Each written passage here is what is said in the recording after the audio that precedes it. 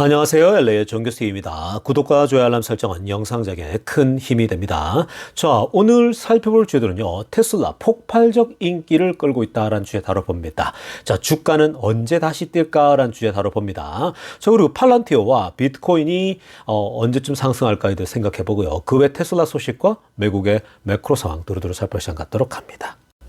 자, 우리 먼저요, 선물 시장과 오일 가격 10년물 금리 체크해 보겠습니다. 자, 일단 선물 시장 전체가 내리고 있습니다. 자, 일단 다우 보십시오. 0.19 빠지고 있죠? 자, 다우 쪽은요, 계속 지금 빠지고 있습니다. 몇 주째 흐름이 그렇고요. 그리고 S&P 0.15% 빠지고 있고, 자, 나스닥은 0.04 빠지고 있어요. 그러니까 뭐 큰, 이 의미는 없는 그런 숫자입니다. 거의 제로에 가깝죠. 자, 근데 참 재미나요. 보통 S&P가 0.15 빠지잖아요. 그럼 여기에서 보통 2배 정도 더 빠져요. 0.30 빠지는 게 나스닥의 정상적인 흐름이거든요. 근데 오늘은요, 이런 경우는 굉장히 특이합니다. S&P가 0.15 빠지고 있는데 나스닥이 0.04 안 빠지고 있다? 그러니까 이건 뭔가 좀 여기에 차별점이 있는 거죠. 그러니까 결국 지금 이 전반적으로는요, 시장에 대해서 어떻게 읽어내야 되냐면, 지금 트럼프가 이 당선 결정이 나고 나서 한 2주 정도 바짝 그 트럼프 랠리가 있었죠. 그리고 나서 그 이후부터는 계속해서 시종일관 시장이 그렇게 좋지 않았어요.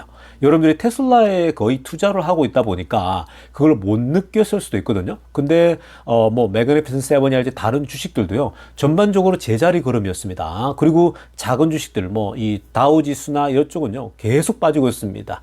그래서 이 테슬라 투자하는 사람들은 의외로 그러니까 못 느끼는 거죠. 이전에는 다른 주식 다 오르는데 테슬라만 안 올랐잖아요. 그러니까 확실히 뭔가 여러분들이 소외감을 느꼈잖아요. 근데 지금 테슬라를 제외한 다른 주식들이 소외감을 느끼고 있는 걸 여러분들 못 느끼실 거예요. 그게 바로 주식 투자, 인생하고 똑같죠. 인생하고요. 어떤 때는 내가 행복해 하다가 다른 사람의 불행을 모르잖아요. 근데 내가 불행해져 보면 다른 사람만 행복해 보이거든요. 그러니까 그런 현상이 똑같이 주식시장에도 나타나고 있다는 겁니다. 자, 그래서 시장은 트럼프 랠리 이후에 생각보다는 이제 그냥 미적미적해요. 그러니까 계속 이렇게 어떤 횡보하는 그런 흐름이라고 보면 됩니다. 많이 바짝 올랐죠. 그래서 횡보하는 거고요.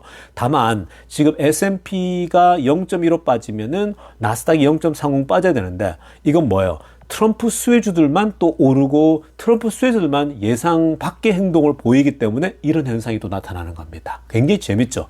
지금 시장은요, 트럼프 수혜주들이 주도하고 있다, 이렇게 보시면 되겠습니다. 자, 그리고 오일 가격은 변함없어요. 그대로입니다. 그리고 10년물 금리는 4.619%입니다. 자, 10년물 금리는 4.6까지 올라갔던 게 변하지 않고 있어요. 그러니까 이거는 그렇게 좋지 않다고 말씀드렸어요. 부동산도 안 좋고 주식시장도 더 들어올 수 있는데 자금이 머뭇거리는 그런 시점이니까 이건요, 좀 시간이 걸려야 됩니다. 그리고 좀 더 데이터가 좀 필요하니까 내년 상반기쯤에 뭔가 또 변화의 고리가 나타날 수 있습니다. 자, 지금부터는요, 미국 경제 상황과 매크로 상황들 몇 가지 한번 체크해 보고 가겠습니다. 자, 오늘은요, 또 이 소식부터 먼저 살펴보겠습니다. 오늘 지미 카터, 여러분 지미 카터 대통령 아시죠? 뭐 사실 이름 많이 알려졌지 않습니까? 우리나라에도 와서 집 짓기 하시고 전 세계적으로 은퇴 이후에 대통령을 마치고 나서 이제 가난한 사람들을 위해서 집 지어주는 그런 헤비타트 운동을 막 같이 참여하면서 펼치지 않았습니까? 그 외에도 많은 어떤 특사 역할도 하고 많이 했는데요. 자, 이 지미 카터 전 대통령이 오늘 돌아가셨습니다. 자, 100살에 돌아가셨고요. 지미 카터는 어떤 시대를 살았냐면은 하이 어닝포이먼트, 정말 역대급 실업률이 있을 때에 대통령 되었었고, 그리고 스태그플레이션입니다. 나라가 경제가 이런 고실업률에 스태그플레이션이 오겠죠. 그러니까 실업률이 높다는 말은요, 돈 쓸 사람이 없다는 얘기잖아요. 그러니까 돈 쓸 사람이 없으니까 사람들이 물건을 사줘야지 공장이 돌아갈 거 아니에요. 공장이 안 돌아가요. 공장이 안 돌아가니까 결국 공장들은 또 계속해서 적자가 나고, 그럼 사람 잘라야 되고, 그게 계속 악순환 되는 거죠. 자, 어찌됐건 그런 시대 살면서 이분은요, 8년 중임 할 수 있었는데 4년 만에 또 단임을 하셨죠. 그래서 어찌됐건 그렇게 보냈는데, 오늘은요, 좀 이분의 어떤 어떤 정치적이고 이런 경제적 상황보다는 100살에 돌아가셨다라는 얘기에서 조금 엉뚱한 얘기, 아니 투자적 관점 얘기 좀 해보겠습니다. 자, 여러분, 이 지미 카터 대통령이 100살에 돌아가셨어요. 근데 최근에 보면 미국 대통령들이 돌아가실 때 보면요, 거의 다가 뭐 90세에서 100세 사이 이렇게 돌아가시거든요. 그러니까 굉장히 장수하세요. 그러니까 오래오래 사시거든요. 대통령들도 그렇고, 지미 카터 대통령도 그렇고, 그리고 우리 보시면 워렌 버핏도 오래 사시고, 워렌 버핏의 오른팔 있죠? 오른팔도 굉장히 오래 살다 가셨지 않습니까? 정정하게 살다 가셨거든요. 근데 제가 이 지점에서 어떤 얘기를 하고 싶냐면요. 왜 우리가 이 투자를 하고 돈을 벌고 경제적 여유를 가지려고 하고 왜 이렇게 하냐면요. 여러분, 이게 결국 여러분들의 삶의 질도 결정하기 때문에 그렇습니다. 자, 어저께 1부 때도 그렇고 2부 때도 그렇고 주말이라서 제가 투자 철학에 대해서 설명해 드리지 않았습니까? 투자 철학을 배웠는데 그 투자 철학 중에 부자는 무엇을 산다고 했습니까? 이 부자들, 이 리치들 있죠. The rich buys 뭘 산다고 그랬습니까? 타임을 산다고 그랬죠. 부자들은 시간을 사고, the poor 뭘 산다고 그랬습니까? buy stuff라고 그랬죠. 그러니까 부자는 시간을 사는데 가난한 사람들은 물건을 산다. 혹은 자신의 시간을 오히려 판다라고 얘기를 했죠. 여러분, 여기가 이 지점이 굉장히 많은 걸 함의하는데요. 여러분들이 결국은 부를 축적하고 아끼고 잘 모아서 빨리 여러분들이 경제적 독립을 달성하잖아요. 어느 정도 경제적 여유를 확보하게 되지 않습니까? 그러면 여러분, 부자가 buy time 한다듯이 부자들이 왜 이 시간을 사는데 집중하냐면 큰 그림으로 봤을 때 결국은 자기가 할 일을 남들에게 맡기고 혹은 직원들에게 맡기고 그런 식으로 자동화 시스템으로 돌리거나 그렇게 한다 그러지 않았습니까? 그러니까 그렇게 어려운 일들, 힘든 일들을요, 결국은 사람들에게 주고 본인은 시간을 확보하는 거예요. 그래서 자기 개발에 더 집중하고 또 자기의 어떤 그 삶의 의미를 더 찾고 그렇게 이제 가는 거거든요. 그러니까 부자들은 항상 시간을 중시하는 거예요. 그래서 그들은 그 시간을 결국은 확보해서 삶의 여유를 더 가지게 되는 거거든요. 여러분 생각해 보세요. 계속 죽을 때까지 노동만 하다 가다가 어떻게 되겠습니까? 그냥 빨리 소위 말해서 죽는 것도 빨리 죽을 수 있는 거예요. 그러니까 워런 버핏이 그런 얘기까지 했지 않습니까? 내가 죽기 전에 소위 말해서 내가 60이 되기 전에 혹은 50이 전에 그러니까 은퇴하기 전에 소위 말해서 잠자는 동안 이 돈이 들어오는 시스템을 만들지 못하게 되면 결국 죽을 때까지 일해야 된다. 이 얘기를 하지 않습니까? 그게 여러분 나이가 60이 들어가고 70이 들어가면요. 체력이 없어진다 그랬죠. 그럼 그때도 일을 해야 되고 나가서 막 지금같이 한국의 경제 상황이 어려울 때에 지금 또 나가서 막 이 구로구에 제가 얼마 전에 언론을 좀 봤거든요. 한국신문에요. 근데 보니까 구로구에 나가서 새벽부터 나가서 이제 일거리를 받으려고 하는데 일거리도 많이 없다 그러더라고. 허탕치고 나오고 막 그런다 그러던데. 그러니까 그렇게 하다 보면요. 나이 들어서 너무 무리한 일을 한다? 그러면 여러분 정말 생명이 또 오히려 단축될 수 있죠. 자, 그런 의미에서 여러분들이 왜 우리가 투자를 하고 자산을 모아야 되고 그렇게 해야 되냐면요. 결국은 노후의 여유를 가지기 위해서 하는 거예요. 그래서 지금 젊었을 때 열심히 노후 준비를 하는 거거든요. 그러면 여러분들이 노후가 훨씬 따뜻해요. 그리고 노후가 나이 들었지만 훨씬 더 우아하게 여러분들이 여러분 삶을 마무리할 수 있는 겁니다. 사실 나이 들어서까지 여러분 무시당하고 나이 들어서까지 여러분들이 막 다른 사람들에게 손가락질 받고 이랬을 때 얼마나 그게 더 마음이 어렵겠습니까? 노년이 불행해지는 거죠. 그래서 여러분들이 지금부터라도 차근차근 준비해야 돼요. 그러니까 제가 이 지미 카터나 미국의 대통령들이나 워렌 버핏, 오른팔 여러 사람들 보게 되면요. 그러니까 얼마 전에 이런 데이터도 있었어요. 그 데이터를 제가 다음에 한번 보여드릴 텐데 그 미국에서요 그 사람들의 그 어떤 수명이 있지 않습니까? 수명도요 어떤 차이가 있냐면은 확실히 이 자산을 많이 이룬 사람들이 더 오래 살아요. 근데 자산이 없는 사람들 있죠. 가난한 사람들은 더 빨리 죽어요.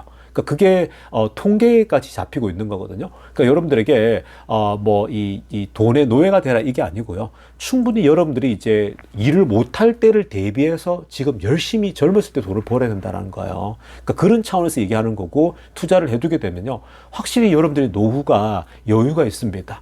오히려 아내와 함께 우아하게 여행도 다니면서 그리고 우아하게 여러분들 취미를 생활을 즐기면서 갈 수가 있는 거거든요. 그러면 노후가 굉장히 평안하게 이렇게 이제 유지가 되어집니다. 그러니까 그런 걸 생각하시면서, 그러니까 저는 항상 미국의 대통령들, 미국 사람들이 돌아가실 때 보면은 이렇게 부를 어느 정도 가지고 있고 지위를 가지고 있는 사람들은요, 확실히 좀 더 오래 사는 모습들을 보고 좀 더 죽을 때도요, 이렇게 우아하게 셀러브레이션 받으면서 이렇게 돌아가시는 걸 보게 됩니다. 그런 걸 기억하시면서 투자에 더 매진할 수 있기를 바랍니다.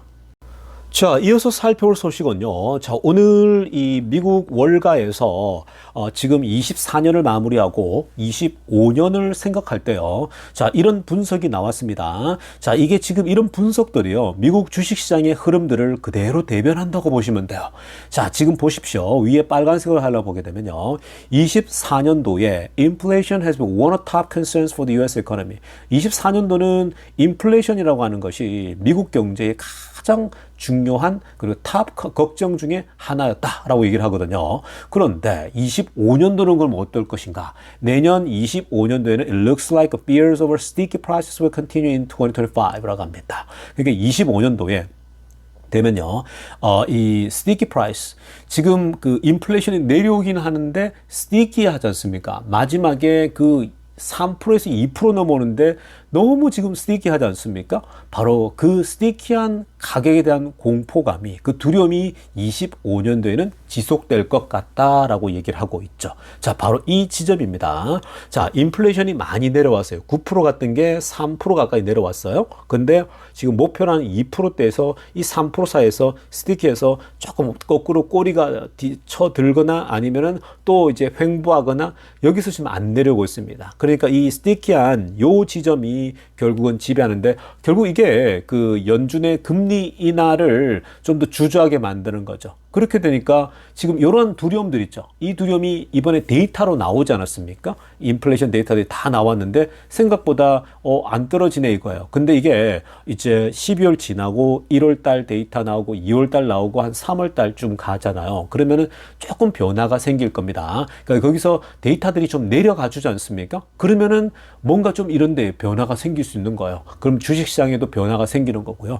그러니까 어찌됐건 25년 내내 이 스티키 프라이스, 즉 끈적끈적하게 안 내려가는 가격들이 과연 내려갈 수 있을 것인가, 내려간다라면 얼마나 시간에 걸쳐서 내려갈 것인가, 이런 지점들이 굉장히 중요하고요. 바로 이 지점들, 이런 걱정들 때문에 지금 현재 이 주식시장이 미적미적하고 있고 횡보하고 있는데, 그러니까 그게 트럼프를 보여주는 이유가요, 결국 트럼프의 관세 정책이 정말 미국의 물가를 끌어올릴 것인가, 요 지금 공포감이 있거든요. 그러니까 여러분들도 이 각도로, 이 앵글로 계속해서 미국 시장을 보다 보면 트럼프가 이걸 돌파구를 어디에서 만들 것인가, 그러니까 물가 오르는 것을 어떻게 해서 이 커버할 수 있을 것인가, 지금 너무 과하게 걱정하고 있거든요. 그러니까 트럼프의 어떤 묘수가 뭔지 이런 것들을 기다리면 됩니다. 그런 것들이 나와서 물가가 생각보다 안 오르는데 이런 게 나오잖아요. 그러면 주가가 한번 크게 점프할 수 있는 겁니다. 그리고 10년물 금리도 크게 내려올 수 있는 거고요. 그래서 사실 25년도도요 굉장히 재미난 한 해가 될 수 있습니다. 자, 다음으로 살펴볼 소식도 굉장히 재미난 분석입니다. 자, 여러분, 매그니피센트 세븐 주식이 22년도, 23년도, 24년도를 이끌어왔죠. 23년도에도 어마어마하게 올랐고 22년도에도 어마어마하게 올랐는데, 자, 그렇다면 내년도는 어떻게 될 것인가, 이런 또 분석 나오지 않겠습니까? 고드만삭스가 또 나름대로 분석했는데요. 자, 일단 참고로 고드만삭스가 작년에 예상한 거 다 틀렸습니다. 작년에도 매그니피센트 세븐이 잘 못할 거라 그랬는데 너무 잘했어요. 그러니까 그런 걸 알고서 일단 보시면 되는데, 자, 일단 매그니피센트 세븐의 이 세븐과 뭘 비교한 거냐면 아래쪽에 막대 그래프 있죠. 이 막대 그래프는, 자, 매그니피센트 세븐이 S&P 500에 들어가 있잖아요. S&P 500이란 말은 벌써 500개의 최고의 주식을 모아놓은 건데 그 중에 7개가 매그니피센트 세븐이죠. 그럼 500-7 하면은 493이잖아요. 그래서 아래 데이터는요, 바로 매그니피센트 세븐 주식과 나머지 493개의 S&P 주식을 다 합친 거죠. 이것의 리턴입니다. 그러니까 M7 주식과 이 나머지 이 493개의 주식을 비교해 가지고 매그니피센트 세븐이 얼마나 수익률이 더 좋은지 보여주는 거거든요. 그 차이가요, 보시면 23년도에 있죠. 자, 보시면 단 1년을 빼고는 다 좋았어요. 매그니피센트 M7이 훨씬 좋았습니다. 자, 그게 22년도예요. 금리가 초고금리로 갈 때, 그때만 M7이 완전히 초전박살이 났어요. 완전 밀렸죠. 29pp가 떨어져 있었거든요. 비교했을 때예요. 그러니까 고금리 상황 때는요, 확실히 다른 작은 주식들이 좋을 수가 있는 거예요. 493개 주식 중에 작은 주식들이 있거든요. 그러니까 그런 친구들이 데미지가 적은 거예요. 근데 평균적으로 보세요. 지난 2018년도부터 올해 24년도까지 보면 전부 다 위에 있죠. 그러니까 뭐예요? 제가 여러분들에게 왜 M7을 항상 주목하라. 그러니까 S&P 500에 투자하면 안전하게 지수에 투자할 수 있는데, 그럴 바에는 더 수익 크게 이 우량주, 매그니피센트 7에 투자하라고 했던 이유가 다 그런 거예요. 여러분들에게 과거부터 계속 그 얘기했잖아요. 여러분들이 S&P 투자할 사람은 차라리 매그니피센트 7 주식을 따로 사시는 게 수익률이 훨씬 크다라고 말씀드린 거고요. 자, 그런데 내년은 어떨까? 지금 내년에 보십시오. 내년에도 좋다고 합니다. 7pp예요. 물론 다른 데 비하면 좀 약하지만 그동안 워낙 많이 오르다 보니까 7pp 정도로 그래도 좀 줄긴 하지만 상승할 것이다. 더 나을 것이다. 라고 보고 있는 겁니다. 뭐 당연한 거고요. 이거는 뭐 예상일 뿐이니까. 그러나 이것보다도 좀 더 나올 거예요. 왜냐하면 고드맨삭스가 조금 더 보수적으로 보더라고요. 그리고 작년도 그렇고 계속 이렇게 맞질 않아요. 그러니까 작년에도 벌써 작은 주식이 더 많이 오를 거라 그랬는데 올해 보세요. 뭐 전혀 그렇지가 않잖아요. 그러니까 지금 내년도도 M7 중에 근데 무엇보다도 테슬라가 가장 좋을 거라고 봅니다. 테슬라 좋고, 그리고 뭐 엔비디아는 계속 좋을 거고, 뭐 애플도 좋잖아요. 그러니까 다 좋아요. M7 주식들은요, 여전히. 그러니까 계속해서 지켜보고요. 여러분들이 그냥 테슬라 중심으로 하면서 다른 주식들도 이제 사모아 간다면요, 굉장히 좋은 또 수익률을 가져올 거라고 예상되어집니다. 자, 지금부터는요, 테슬라 소식 집중적으로 들여다보겠습니다. 자, 가장 먼저 살펴볼 소식은요, 자, 테슬라 모델 3가 지금 중국에서요, 인기가 폭발적이라고 합니다. 테슬라 모델 3의 그 테스트 드라이브 리퀘스트가요, 폭발적으로 지금 잘하고 있다고 하는데, 우리 그 내용들 한번 자세하게 들여다보겠습니다. 자, 오늘 이 테슬라 모델 3의 인기가 이 폭발적이다라는 건요, 이 서방 언론이 보도한 게 아니라 중국 내부에서 먼저 나온 겁니다. 베이징 비즈니스 데일리라고 위에 초록색으로 하려됐죠. 그러니까 베이징 비즈니스 데일리라고 하는 언론에서 직접 취재를 하고 정보를 얻어서 이제 보도를 한 건데, 기본적으로 지금 테스트 드라이브거든요. 여러분, 이 테스트 드라이브가 뭡니까? 자, 이 테스트 드라이브는요, 여러분들이 그 딜러십, 한국에도 그게 있죠. 이 딜러십에 가면요, 미국 같은 경우는 반드시 여러분들이 테스트 드라이브를 할 수 있게 돼 있거든요. 그래서 뭐 이 차, 저 차, 여러 차를 다 타볼 수가 있는데, 자, 키를 주고, 뭐 보통 우리가 드라이브 라이센스를 이렇게 이제 보여주고, 이제 맡겨놓고 하면 이제 테스트 드라이브를 할 수 있거든요.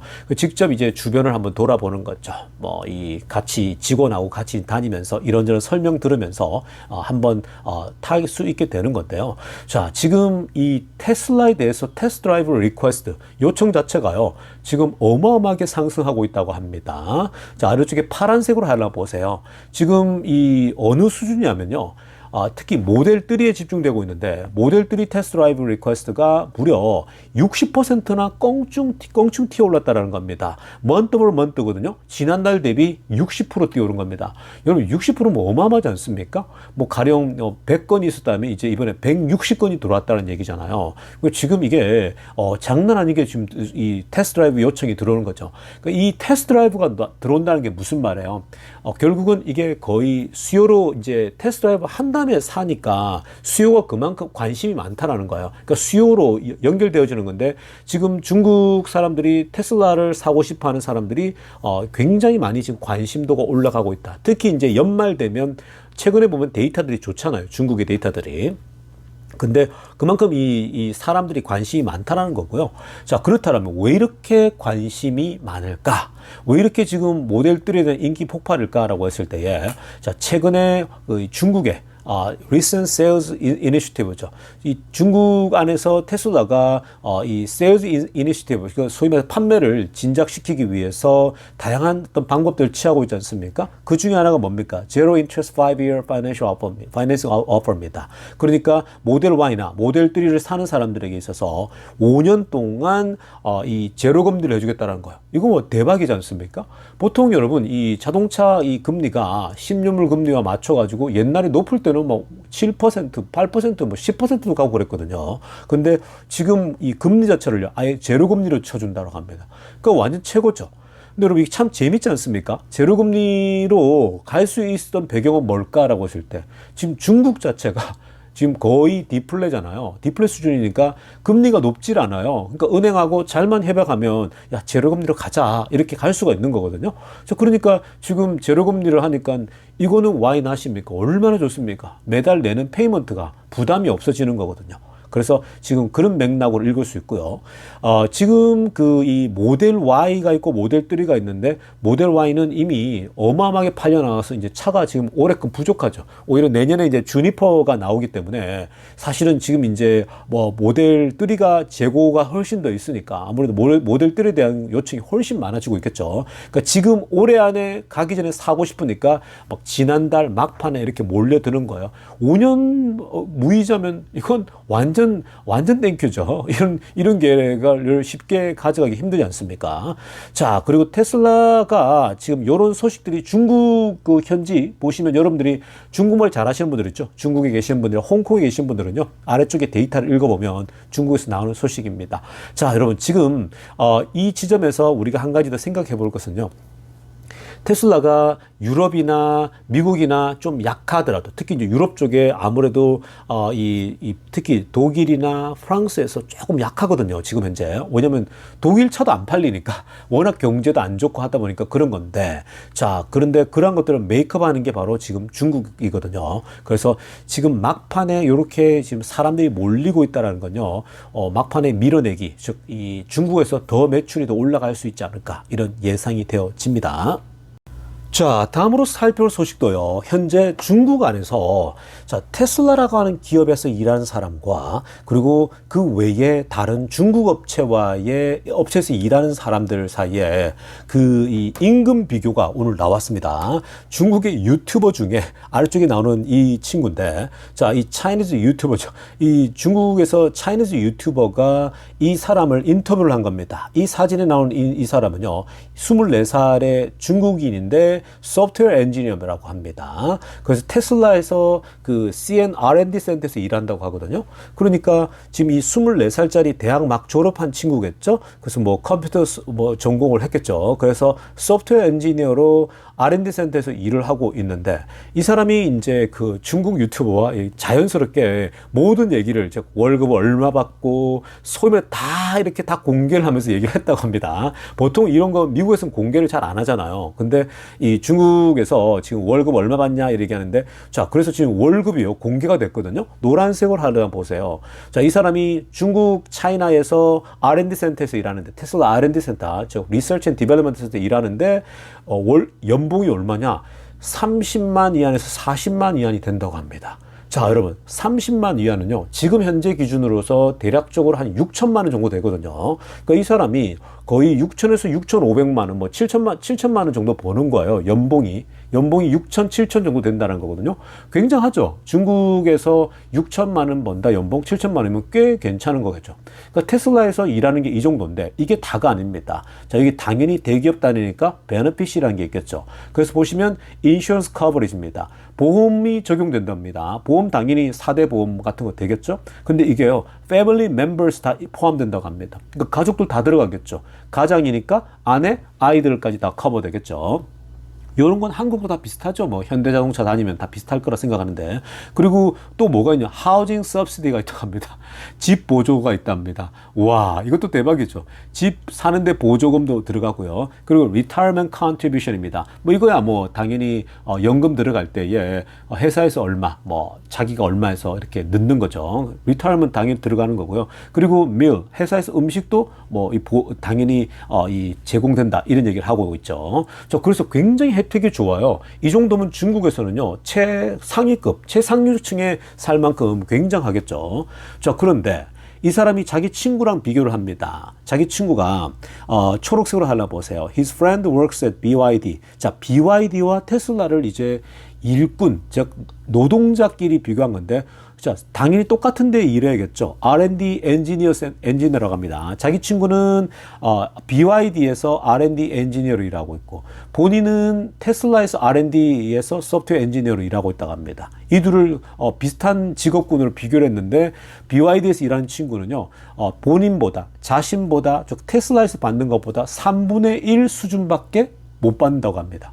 자, 굉장히 많이 차이 나죠. 그러니까 지금 3분의 1이라면은 10만 이한 정도 버는 거죠. 그러니까 지금 6천만 원 버는데 이 친구는 2천만 원을 버는 겁니다. 그러니까 연봉이 2천만 원이에요. 연봉 2천만 원이면 우리나라 대학교 이제 막 입학하면 대학 입사하면은 바로 받는 요즘 많이 받지 않습니까? 뭐 현대 같은 대기업에 들어가면요. 자, 어찌됐건 간에 이렇게 테슬라 엔지니어와 이 비교했을 때 임금 자체도요 3분의 1 수준으로 BY가 낮다라는 거고 그리고 베네핏도요 훨씬 더 못하다라고 합니다. less attractive라고 그랬죠. 그러니까 완전 압도적 차이가 나는 건데 자 여러분 여기서 벌써 BYD와 테슬라의 레벨 차이가 나는 거예요. 여러분 우리가 지금 이 BYD가 어떻게 지금 현재 경쟁력을 유지하는지 이 벌써 직원들을 대우하는 것 보면서 다 파악되는 겁니다. 테슬라는요 직원들에게 최고의 대우를 해주면서 지금 경쟁력을 유지하고 있어요. 근데 BYD는요 본인들의 경쟁력을 유지하려면 이 R&D 센터에 일하는 직원들에게 그냥 거의 헐값으로 쓰고 있는 거죠. 그렇게 임금을 적게 줘야지 본인들이 만드는 데 있어서 자동차를 만드는 데서 그나마 이 지금 만들면서 유지가 되는 거예요. 아니면요 이들은 경쟁을 할 수가 없죠. 그러니까 지금 누가 경쟁력이 세겠습니까? 테슬라는 이렇게 많은 돈을 3배 이상을 돈을 주고 혜택도 어마어마한데 테슬라는 지금 본인의 위치를 유지하고 있어요.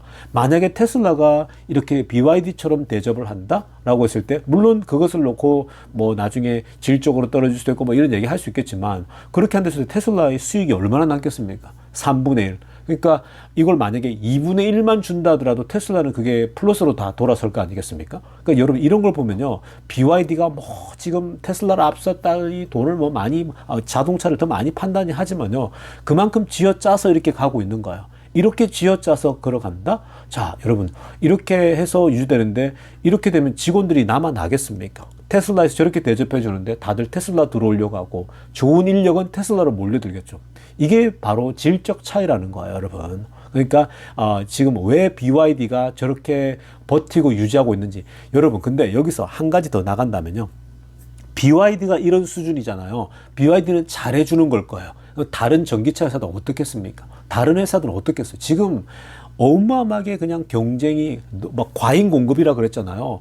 그들이 버티는 건요. 완전 직원들 그냥 쥐어짜서 헐값으로 지금 유지되고 있을 거예요. 정말 힘들 겁니다. 자, 그렇기 때문에 지금 이 쉽지 않은 상황이 펼쳐지고 있다. 지금 테슬라가 이런 상황 속에서도 굉장히 지금 유지를 잘하는 거고요. 나머지 회사들은 그렇게 지금 울며 겨자 먹기로 버티고 있을 텐데 결국 좋은 일꾼들은 다 뺏기는 거예요. 테슬라 쪽으로 다 올려고 하겠죠. 근데 지금 나머지들은요. 그렇게 그냥 진흙탕 싸움을 하고 있습니다. 결국 많은 중국 회사들이 문 닫는 회사들이 많이 나올 겁니다. 그런 것들을 좀 참고하신다면요. 좀 여유를 가지고 지켜볼 필요가 있다. 지금은 그냥 너 죽고 나 죽자로 가고 있는 거예요. 그런 상황에서 결국 좀 많이 정리가 되고 나면요. 테슬라가 훨씬 더 이제 많이 풀릴 거예요. 여러 가지가.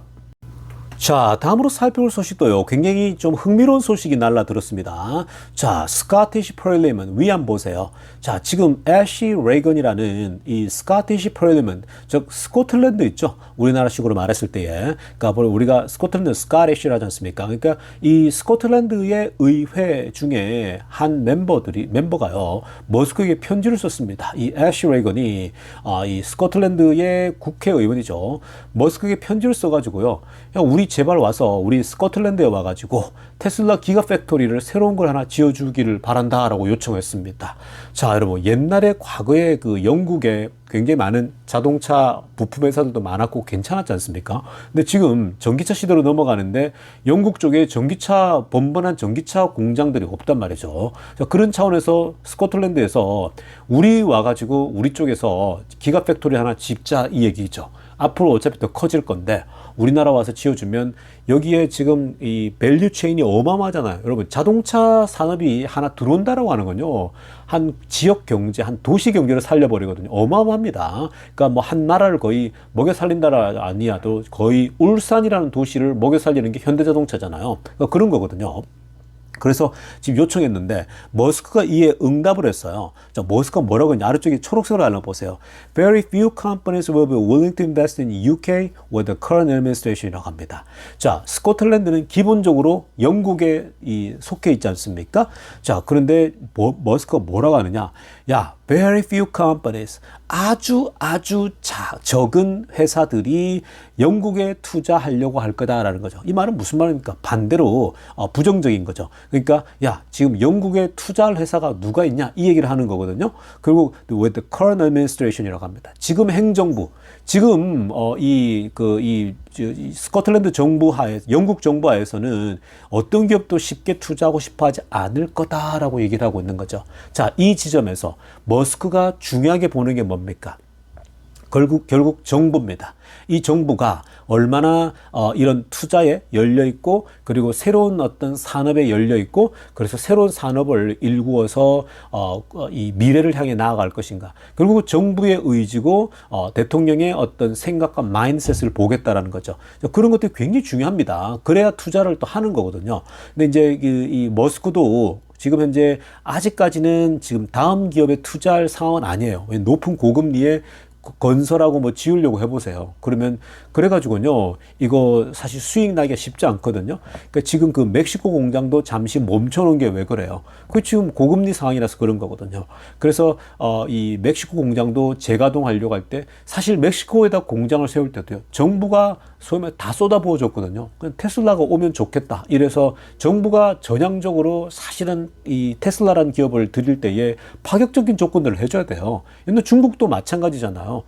중국도 파격적으로 최초로 해준 거거든요. 보통 모든 기업들에게 그 땅을 줄 때에 이렇게 테슬라처럼 이런 큰 혜택을 주지 않거든요. 그러니까 그런 파격적인 조건을 줘야 움직이지 기업들이. 그럼 왜 움직이겠습니까? 그러니까 지금 다른 기업들도 그렇고요. 모든 기업들이 대통령과 그 행정부의 의지가 파격적인 조건들을 줘야 이런 좋은 기업들이 들어올 수 있는 거예요. 그러니까 머스크도 그런 걸 보고 들어가니까 결국은 인도 같은 경우도 들어가고 싶은데 정부가 자꾸 미적미적하고 이런 조건 저런 조건 되니까 머스크도 그럼 굳이 인도에 이렇게 생각하는 거죠. 왜냐면 주변 나라 인도네시아도 있고 주변 나라에서 만들어서 들어가면 되는 건데 근데 인도도 또 놓치기는 아깝고 그렇다고 해서 형평성 문제도 있고 뭐 이런 거거든요. 그러니까 어찌됐건 간에 지금 머스크가 가장 중요하게 생각하는 것은 앞으로 이제 새로운 공장을 지을 때에 이런 행정부, 국가의 수장이 얼마나 오픈되어 있느냐. 사실 이탈리아 수장 보세요. 머스크하고 막 희낙낙하면서 정말 열려 있거든요.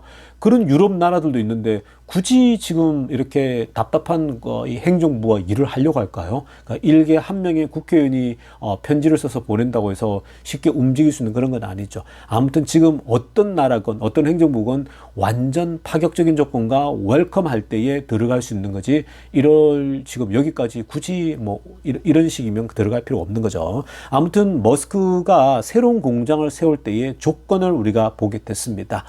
무한한 그리고 무제한의 파격적인 조건들을 해줄 때에 머스크는 들어간다. 이렇게 보시면 되겠습니다. 자, 여러분 오늘 영상 여기까지 하겠습니다. LA의 정규TV였습니다.